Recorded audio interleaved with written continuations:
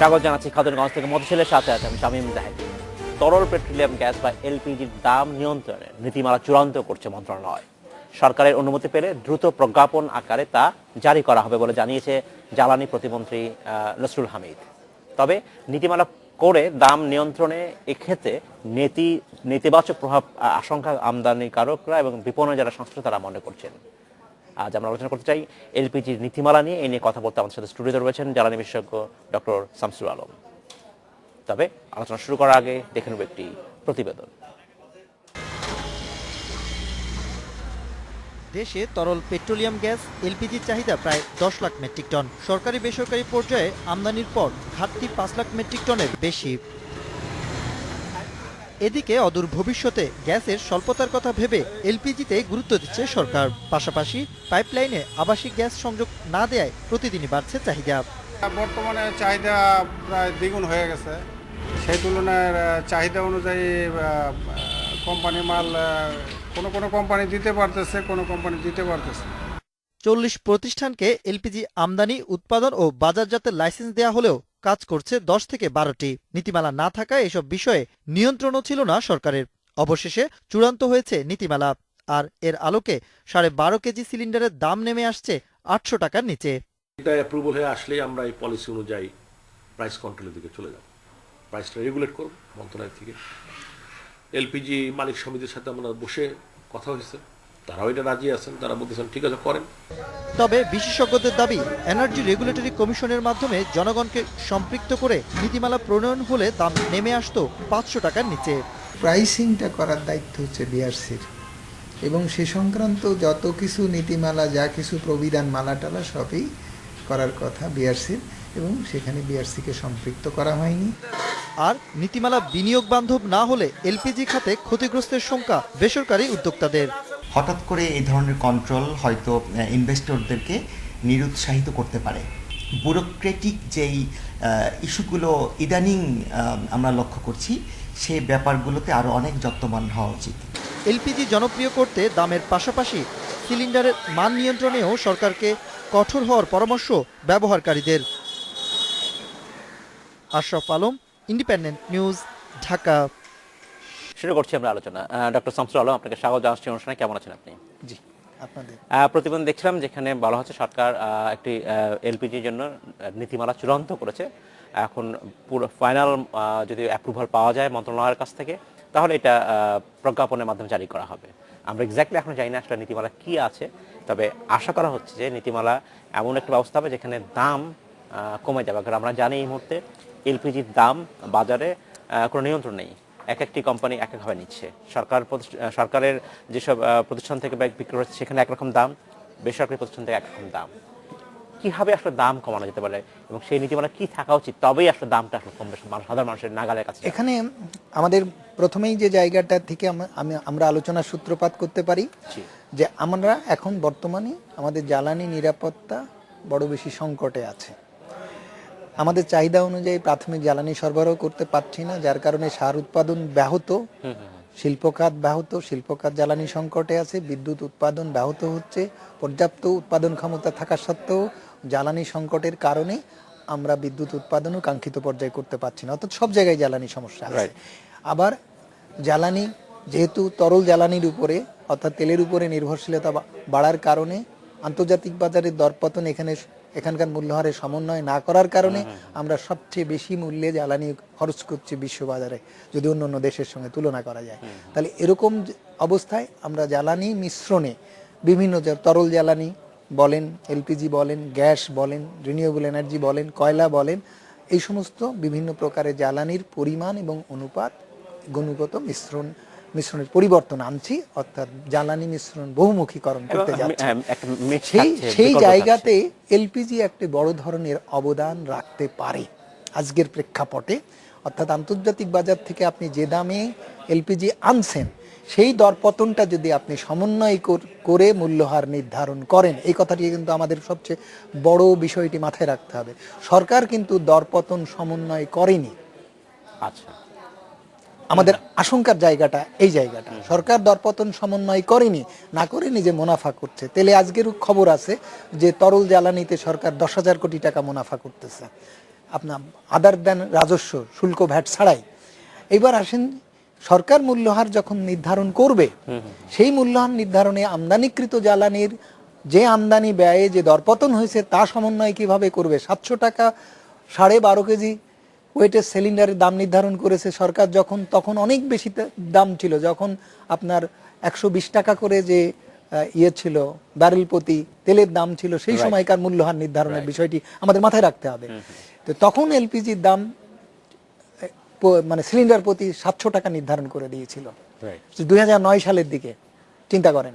তারপরে অবশ্য কিছুটা কমা বাড়ার দিকে যেয়ে তারপরে বাড়ছে।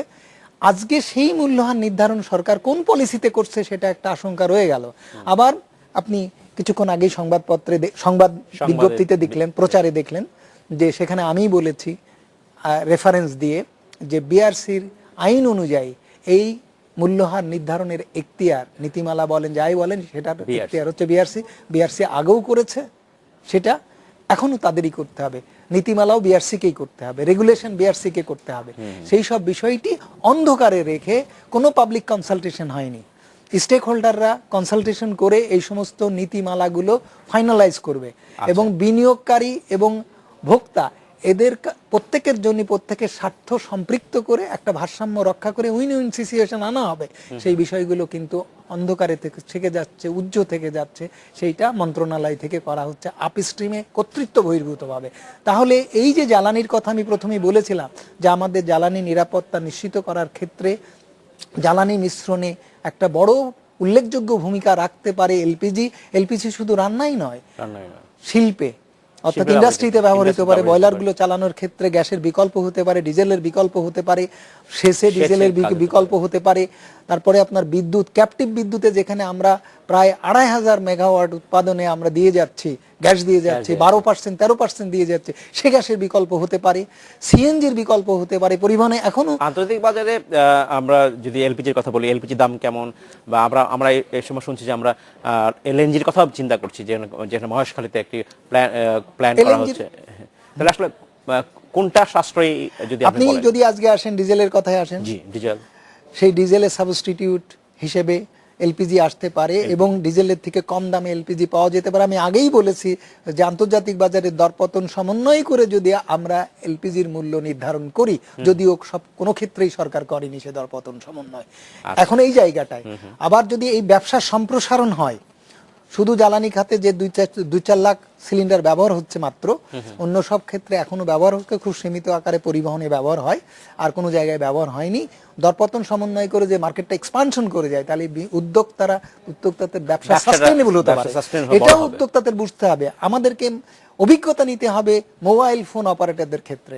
যখন 5 টাকা 6 টাকা কল রেট ছিল, তখন কতটুকু বাজার ছিল, আর আজকে যখন 60-62 পয়সায় নামায় নিয়ে আসছে পার মিনিট কল রেট, আজকে 12 কোটি জনগণ এই মোবাইল সেবা নিচ্ছে এবং সরকার রেভিনিউ পাচ্ছে 10,000 কোটি টাকা থেকে 12,000 কোটি টাকা। এবং এই সেবা যদি আরো আরো নানা ধরনের সেবায় যদি সম্পৃক্ত করা হয়, ভ্যালু এডেড সার্ভিসগুলো যদি বাড়ানো হয়, এটা 50 কোটি টাকা সরকার রেভিনিউ পেতে পারে। আজকে সেই জায়গায় চলে গেছে। এলপিজির ব্যবসাও এইরকম সম্প্রসারণ করা সম্ভব এবং আমরা অতিরিক্ত দামে যে এলএনজি আনতে যাচ্ছি তার প্রেসারও কমিয়ে আনা সম্ভব, তার চাহিদাও নিয়ন্ত্রণ করা সম্ভব এবং আমাদের ন্যাচারাল গ্যাস আমরা বলছি 2026 সালের পরে আর আমরা পাবো না, তারও ব্যবহার দীর্ঘায়িত করা সম্ভব। এই যে সব ব্যাপারগুলোকে মাথায় রেখে যদি আজকে এলপিজির দাম নির্ধারণ করা হয়, তাহলে আমরা আমাদের অর্থনীতিতে ব্যাপক সুবিধা পেতে পারি। সেই বিষয়টি জ্বালানি বিভাগের মাথায় নেই। যদি থাকতো তাহলে তারা সব নীতিমালাগুলো বিআরসিতে পাঠিয়ে পাবলিক কনসালটেশন করে ভোক্তা এবং উদ্যোক্তা উভয়ের স্বার্থসম্মত উইন উইন সিচুয়েশন অ্যাচিভ করে আজকের অর্থনীতিকে তারা উপহার দিতে পারতো। আমার দুর্ভাগ্য বা আমাদের জাতির দুর্ভাগ্য যে তারা এইসব বিষয়গুলো এখনো বিবেচনায় আনেনি। ধন্যবাদ ডক্টর আলম। আমরা নিব একটি বিরতি। আমাদের সাথেই থাকবেন, ফিরছি শীঘ্রই। স্বাগত জানাচ্ছি খাতুনগঞ্জ থেকে মধ্যে আরেকবার। আজ আমরা আলোচনা করছি এলপিজির নীতিমালা নিয়ে। এই নিয়ে কথা বলতে আমাদের সাথে স্টুডিওতে রয়েছেন জ্বালানি বিশেষজ্ঞ ডক্টর শামসুল আলম। ডক্টর আলম, আপনাকে আবার স্বাগত জানাচ্ছি অনুষ্ঠানে আরেকবার। আমরা বিরতি যাওয়ার আগে কথা বলছিলাম যে আসলে ব্যবসাকে কিভাবে বৃদ্ধি করা যায়। আপনি মোবাইল ফোনের উদাহরণ দিচ্ছিলেন। আমি যদি আরেকটি উদাহরণ দিয়ে কথা বলি, যে ঠিক আজ থেকে 3-4 বছর আগেও আমরা একটা নতুন ব্যবসার কথা দেখেছিলাম, সেখানে হচ্ছে সিএনজি পাম্প স্টেশনের ব্যবসা। সেখানে সেই লোকগুলোকে অনেক টাকার বিনিময়ে বলা হয় যে তারা আসলে ব্যবসা নিয়েছেন, কিন্তু তারপরে তাদেরকে সিএনজি গ্যাস কানেকশন দেওয়া যাচ্ছিল এবং তাদের ব্যবসা আজকে পথে নেমেছে। আজকে এক্ষেত্রে কি হতে পারে, ইনভেস্টরদের কি ধরনের আসলে আজকে- নিশ্চয়তা দেওয়া যেতে পারে যাতে ব্যবসা ভালো আজকে হয়? আপনি আসেন যে মোবাইল ফোনের অভিজ্ঞতার কথাটা আমরা আমাদের আলোচনার আগে বলেছি। এখন আপনি যে প্রসঙ্গটা তুললেন, সিএনজি ব্যবসায়ীদেরকে আমরা বিভিন্ন প্রণোদনা দিয়ে ব্যবসায় নামিয়েছি, হ্যাঁ, একথা জোর করে অস্বীকার একদম করার কোনো বলে, উপায় নেই। হ্যাঁ, বলেছে, এবং একটা ব্যবসার লাইফ পিরিয়ড হচ্ছে 20 বছর, এবং তারা ব্যাংক লোন পেয়েছে, তারা মেশিনপত্র আমদানি করেছে, তারপরে তারা সিএনজি কানেকশন চেয়েছে, তাদেরকে লাইসেন্সও ক্ষেত্র বিশেষে দেওয়া হয়েছে। এখন দেখা যাচ্ছে যে তাদের চাহিদার সঙ্গে সঙ্গতি রেখে আজকে আমরা তাদেরকে গ্যাস সরবরাহ সাপ্লাই করতে পারছি না। পাচ্ছি না, এবং দিন দিন অবস্থার অবনতি ঘটছে। এবং বলা হচ্ছে যে 2008 সালে যখন এলপিজি আসবে, এলএনজি আসবে, আমদানি হবে, আমদানিকৃত এলএনজি যখন যোগ হবে, তখন অবস্থার উন্নতি হবে। সরকারের এই যে সরকারের প্রতিনিধিত্বকারী মন্ত্রণালয় বা বিভাগ হচ্ছে জ্বালানি বিভাগ, তাদের কোনো প্রতিশ্রুতি কোনো কার্যকর হয়নি।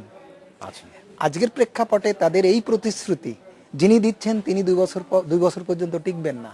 তার এই প্রতিশ্রুতির দায়বদ্ধতা কতটুকু, তার উপরে নির্ভর করে কতটুকু একজন বিনিয়োগকারী আগাতে পারে।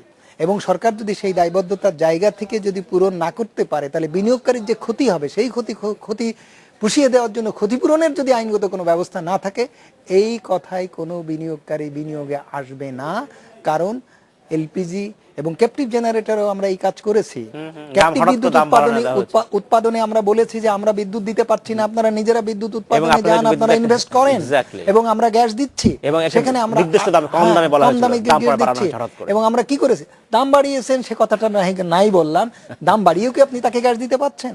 আপনি দেখেন ভয়াবহ কি প্রকৃতি গার্মেন্ট সেক্টরে হয়ে গেছে। তারা বলতে পারছে না, বলছে না যে তারা গ্যাস সংকটে আছে। সারাদিন মেশিনপত্র চলে না, ইন্ডাস্ট্রি বন্ধ রাখে, মেয়েরা শ্রমিকরা দেখে আমি বসে থাকতে দেখেছি, তারা কাজবিহীন অবস্থায়। রাত যখন নামবে তখন তাদের সাপ্লাই বন্ধ থাকে, তারা সিএনজি স্টেশন থেকে গ্যাস চুরি করে নিয়ে এসে মেশিন চালায়।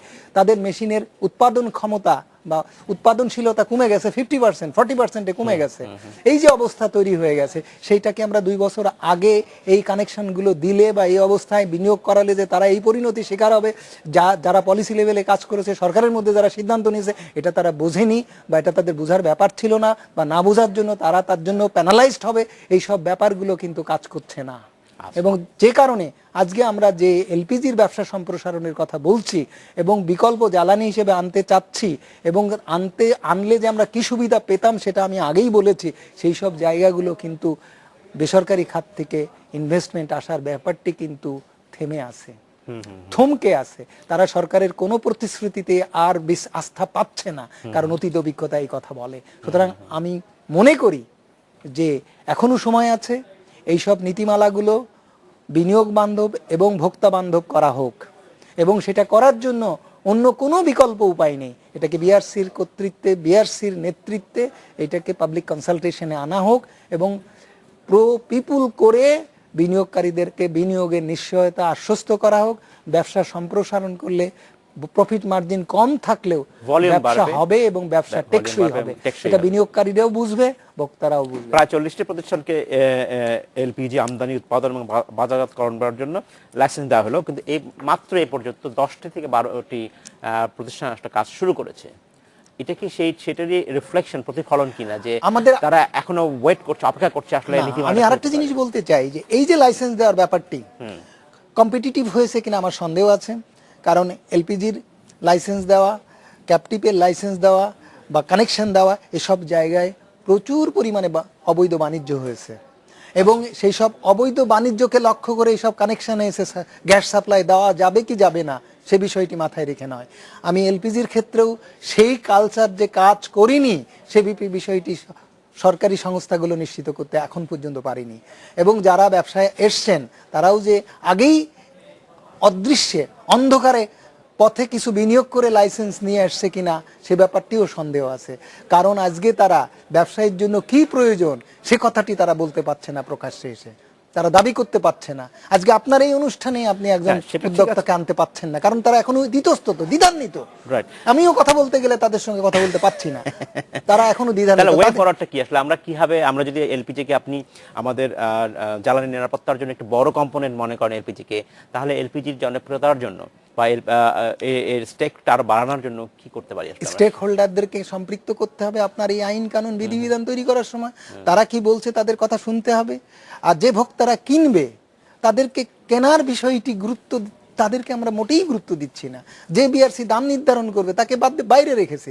তাহলে এইরকম একটা অস্বচ্ছ প্রক্রিয়ায় এবং সন্দেহভাজন প্রক্রিয়ায়, যে প্রক্রিয়াটা সন্ধাতীত নয়, এরকম একটা প্রক্রিয়ায় যদি কোনো নতুন কোনো কিছু শুরু করতে চান, তার ফেইথটা তো অনিশ্চিত থাকে এবং তা অনেক বেশি ঝুঁকিপূর্ণ থাকে। বিনিয়োগকারী কেন এখানে মন খুলে নিশ্চিত হয়ে ব্যবসায় বিনিয়োগ করবে কেন? এই পরিস্থিতি তো বিনিয়োগকারীর বিনিয়োগ সুরক্ষা দেয় না, বিনিয়োগ নিরাপত্তা দেয় না, আর ভোক্তারাও তো আশ্বস্ত হয় না। আন্তর্জাতিক বাজারে এলপিজির ভূমিকাটা কতখানি সার্বিকভাবে জ্বালানি নিয়ন্ত্রণ এখন দেশ টু দেশ নির্ভর করে। আমরা যেহেতু গ্যাসের কথা যদি বাদই দেই, মানে আমরা যদি ধরে নেই যে আমরা 2026 সালের মধ্যেই আমাদের গ্যাস ব্যাপকভাবে এলএনজি দ্বারা সাবস্টিটিউট হতে যাচ্ছে, আমরা 90% উপরেই দ্রুত দেখা যাচ্ছে যে আমরা আমদানি নির্ভর হতে যাচ্ছে। তাহলে আমদানি নির্ভর জ্বালানির মধ্যে যদি আপনি তরল জ্বালানি আমদানি করবেন কিনা, আপনি এলএনজি আমদানি করবেন কিনা, এই আপনি কয়লা আমদানি করবেন কিনা, তার সঙ্গে আপনি এলপিজি আমদানি করবেন কিনা, তাহলে মিশ্রণে আপনার পরিমাণগত এবং গুণগত ব্যাপারগুলো নির্ধারণ করার বিষয়টি চলে আসে। এবং সেখানে দেখা যাচ্ছে তেলের পরিবর্তে ইভেন কয়লারও সাবস্টিটিউট হয়ে যায় এলএনজি না এলপিজি। এলএনজি তো নয়, কারণ এলএনজির দাম আমাদের গ্রিডে এসে কত পড়বে এখন পর্যন্ত নিশ্চিত না, তবে আমাদেরকে হাই কস্ট দিতে হবে। এবং সেই উচ্চ মূল্যের জ্বালানি যদি আমাদের গ্রিডে আসার পরে ব্লেন্ডিং হওয়ার পরে সরবরাহ গ্যাসের কত দাঁড়াবে, সেইটা আমাদেরকে এখনো আতঙ্কগ্রস্ত করে। অন্তত এলপিজি সেটা করবে না। ধন্যবাদ ডক্টর শামসুল আলম। আমরা আশা করব যে নীতিমালা সরকার করতে যাচ্ছে সেটা ব্যবসা বান্ধব হবে এবং কনজিউমার বান্ধব হবে। এবং সেজন্য আমরা চাই, সরকারের কাছে আমার বিনীত অনুরোধ যে এটা এখনো সময় আছে, বিআরসিতে পাঠান, সবাই স্টেক হোল্ডার, সেটা বিনিয়োগকারী এবং ভোক্তা সবাই মিলে, যেসব প্রতিনিধিত্বকারী সংস্থা আছে যারা বিআরসিতে কাজ করে বিআরসির সঙ্গে, তারা মিলে আলাপ আলোচনা করে এটা ফাইনালাইজ করে সরকারকে উপহার দিক, জনগণকে উপহার দিক, বিনিয়োগকারীকে উপহার দিক। ধন্যবাদ ডক্টর শামসুল আলম। আপনাকেও ধন্যবাদ। এই ছিল আজকের মধ্যে খাতুনগঞ্জ থেকে মধু ছিল। আমাদের সাথেই থাকবেন, দেখা হবে আবার।